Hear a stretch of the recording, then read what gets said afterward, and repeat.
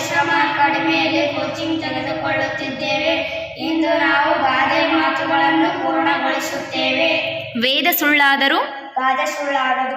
ಅಡಿಕೆಗೆ ಹೋದ ಮಾನ ಆನೆ ಕೊಟ್ಟರೂ ಬಾರದು. ಕುಂಬಾರನಿಗೆ ವರ್ಷ ದೊಣ್ಣೆಗೆ ನಿಮಿಷ. ಎತ್ತಿಗೆ ಜ್ವರ ಬಂದರೆ ಎಮ್ಮೆಗೆ ಬರೆ ಹಾಕಿದರಂತೆ.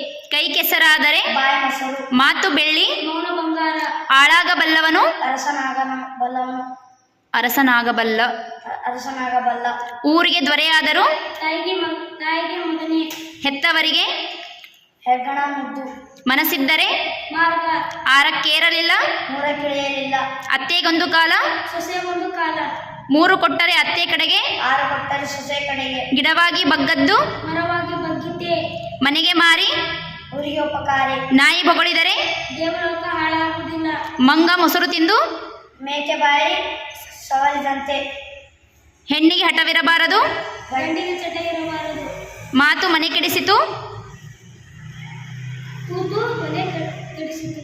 ತಾಳಿದವನು ಬಾಳೆಯಾನು. ವಿನಾಶ ಕಾಲಕ್ಕೆ ವಿಪರೀತ ಬುದ್ಧಿ. ಚಿಂತೆ ಇಲ್ಲದವನಿಗೆ ಸಂತೆಯಲ್ಲಿ ನಿದ್ದೆ. ರವಿ ಕಾಣದ್ದನ್ನು ಕವಿ ಕಂಡ. ತುಂಬಿದ ಕೊಡ ತುಳುಕುವುದಿಲ್ಲ. ಅತಿ ಆಸೆ ಗತಿಗೇಡು. ಮಾಡಿದ್ದುಣ್ಣೋ ಮಹಾರಾಯ.